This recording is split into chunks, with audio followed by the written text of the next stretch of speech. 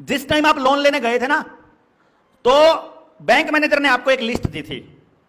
Driving licence चाहिए, बिजली का बिल चाहिए, बैंक खाता चाहिए, पैन नंबर चाहिए, आपके घर का एड्रेस चाहिए, आपके घर के डॉक्यूमेंट चाहिए, आपके जो जमीन पे आपने लोन लेना उस जमीन के कागज चाहिए, मांगे थे ना। फिर आप वो कागज पर लिख कर लाए थे, फिर आपने इकट्ठा किया, एक एक को टिक किया, ये भी हो गया, ये भी हो गया, फिर आपने उनको दिया, फिर सब देख लिए तो फिर ऐसे मिलाया, हाँ भाई यही आदमी है। फिर कागज चेक करे, फिर जमीन पे आके चेक करने आए कि असली में वो जमीन है कि नहीं, है ना कि नहीं। पूरा चेक किया उन्होंने एक एक चीज, और आपने करवाया, और फिर उसने आपको लोन दिया। आपने मांगा 1 करोड़, उसने दिया 80 लाख 70 लाख। आपकी प्रॉपर्टी का रेट 1 करोड़, उसने दिया 60 लाख 70 लाख। ऐसे हुआ। अब आपको पता चला उसने तो मेरे साथ चोरी कर ली, ठगी कर ली। अब आपने उसको कागज दिया कि भैया मेरे को भी वेरीफाई करा दो। अब अच्छा, तुमने वेरीफाई करके लिया है पूरा, तो हम जब दे रहे हैं और हम देने से मना नहीं कर रहे हैं, हम वेरीफाई करना चाहते तो तुमको क्या तकलीफ है भाई। वो बोलते लेने से पहले करना था, हमें नहीं पता था तुम चोरी करोगे, ठगी करोगे। हमको तो तुमने सोने का दिखाया था हार, जब पिघलाया तो पता चला ये तो पीतल था, सोने की तो ऊपर से सिर्फ परत थी। तो हमको तो तुमने बताया था रुपया दोगे तुम हमको, तुमने तो हमको लीगल टेंडर दिया, और वो भी पता चल रहा है कि आरबीआई कह रही है कि नकली है, खुद ही कह रही है आरबीआई। तो अब हमको बता दो कि तुमने हमको असली वाला दिया है कि नकली वाला दिया है। अब बैंक वाला क्या कह रहा है, वो सवालों के जवाब नहीं दे रहा है। 10 सवाल अगर पूछे, 8 सवाल पूछे, 7 पूछे, 5 पूछे, जितने भी पूछे हमने, उनके सवालों के जवाब नहीं दिए। बैंक वाले कह रहे हैं हमने तो जो किया आरबीआई के हिसाब से किया, और हम तुम्हारे आरोपों का खंडन करते हैं। बस इतना ही करता है ना वो यही कर रहे हैं ना जी, हम आपके आरोपों का खंडन करते हैं। वो जवाब उसको देना पड़ता है, क्योंकि जब वो धारा 80 के नोटिस को जब हम वकील के उस पे देते हैं ना, लेटरहेड पे, तो वो कानूनी नोटिस माना जाता है। अगर उसका वो जवाब नहीं देगा बैंक, तो वहां पर वो उसकी मौन सहमति मान ली जाती है।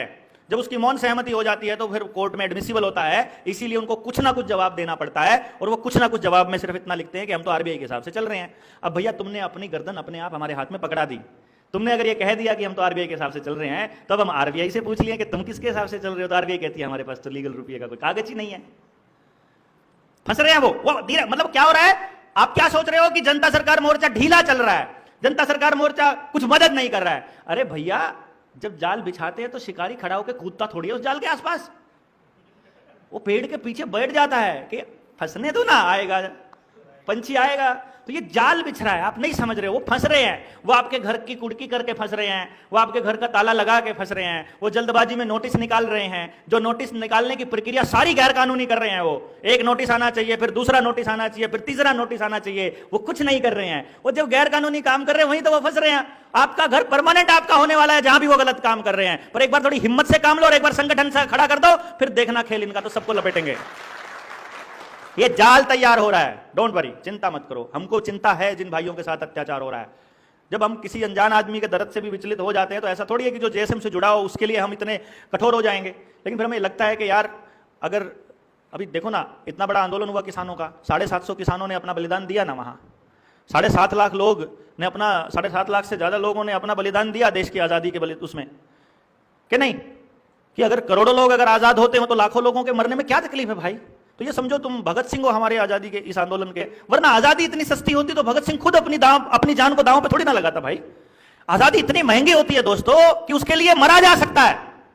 इतनी महंगी होती है कि अगली पीढ़ी आजाद होती हो तो इस उम्मीद में हम अपनी जान दे दें, इतनी महंगी होती है। और जब आखिर में मैं आपको जो बताऊंगा ना, निश्चिंत हो जाओगे, बिल्कुल निश्चिंत। वो रिकॉर्डिंग में नहीं बताना है अभी, क्या बताऊंगा देखना।